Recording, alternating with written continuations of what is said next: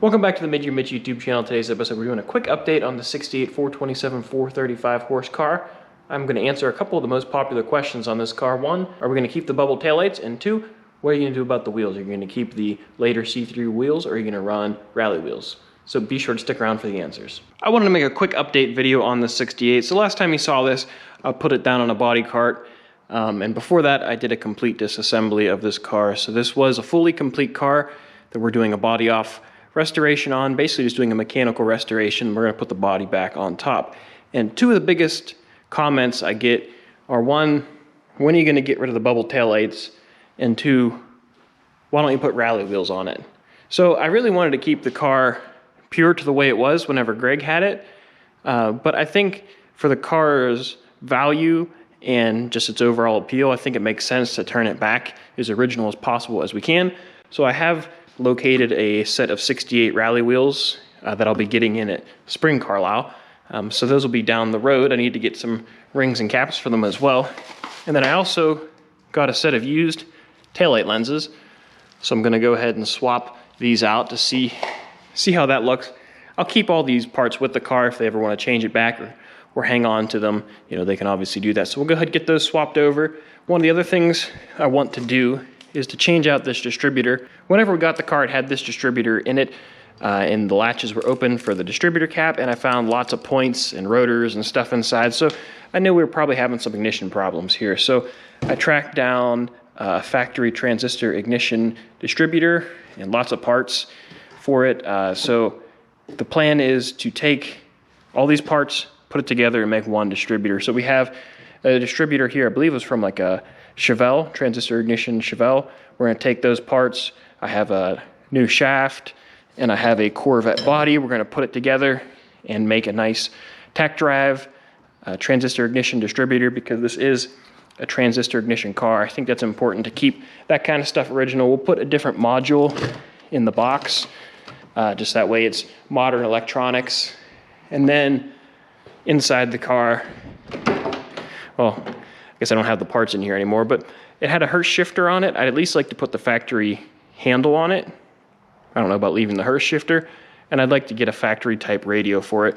Just that way all the stuff about the car looks period whenever you look it over. I know it's not numbers matching, but I think for the value of the car, since it is documented really well, I think it'd be nice to try to make everything as original as possible.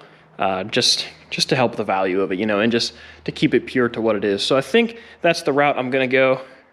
So now we'll just do a quick swap, put these lenses in, and we'll do a comparison to see what it looks like.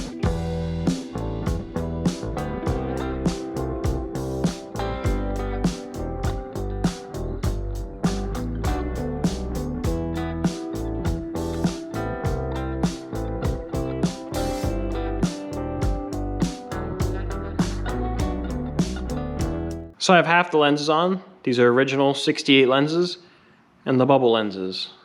Which one do you like better? I think it'll look a lot better once it matches both sides, but I'll be honest, I thought the bubbles are pretty cool, but I gotta go original.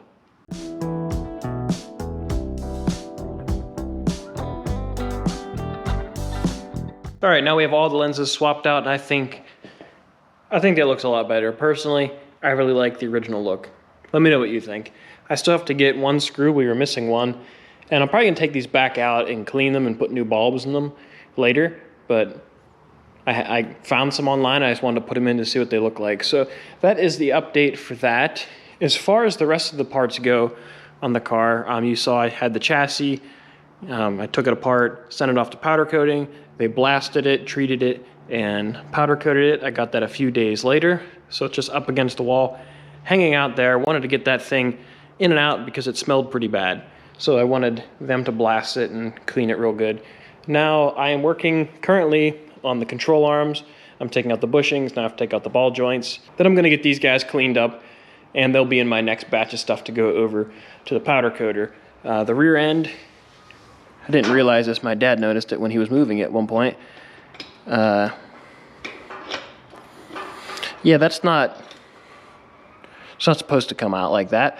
So we at least need a new C-clip in here. I definitely wanted the whole time to get this thing checked out, but I think that's another reason to get it checked out. Who knows if there's metal or something going around in here when that broke off. So we're gonna have that gone through by Bear's Corvette. They're gonna do that in the trailing arms.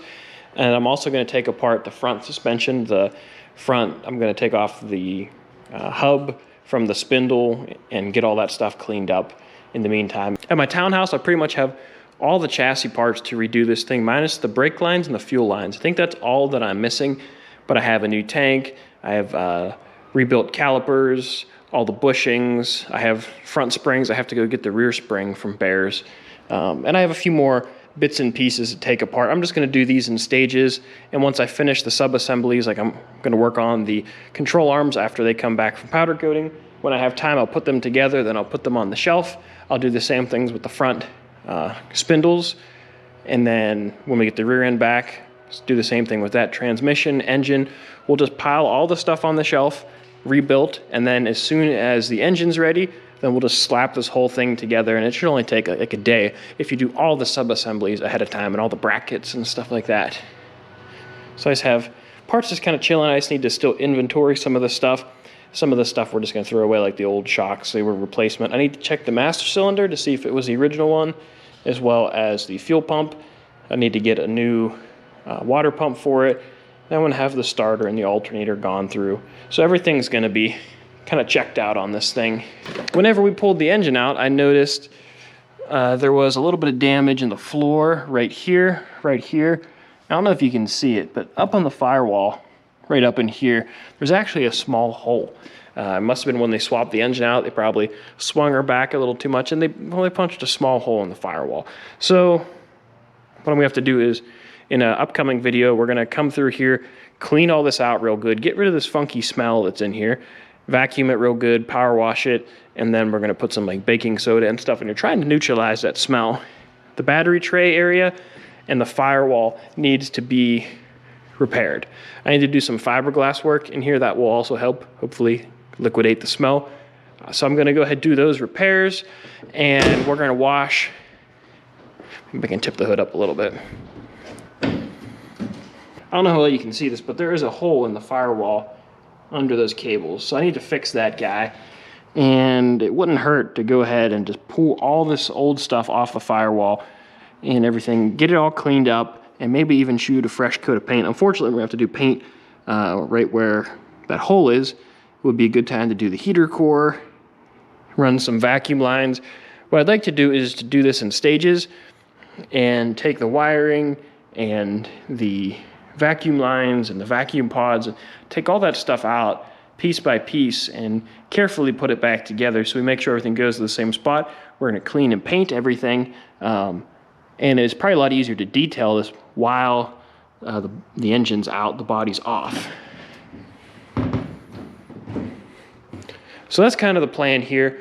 Mainly going to be working on this 65 coupe that's back here, and I'm going to be working on small projects when I get time and release those videos as they come out. So this one's kind of going to be the #2 build for a while until we get the chassis. Then it'll jump in front so we can get it put back together.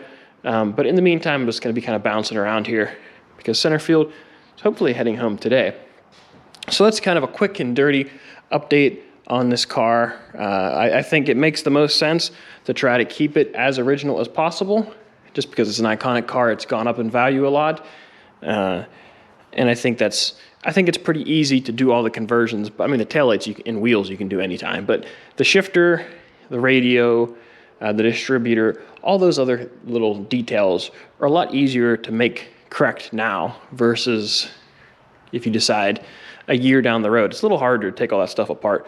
So the plan is to keep her as original as possible, make as nice of a driver quality car as we can, and I think it'll be a fun hot rod for them. But that's gonna do it for this short update. If you enjoyed, please give it a thumbs up. Don't forget to subscribe. If you have any more questions on this car, what you wanna see, different areas that you're curious about, or why things are done certain ways on the car, feel free to leave a comment and ask below. I'll try to do my best to answer it, and I'll try to do my best to keep this car updated as we keep going through it, but it is going to be a pretty big labor-intensive restoration, so the videos won't be jumping out off the wall on this thing. So be sure to stick around for that car, and I got a lot of work to do, so I'll catch you guys later.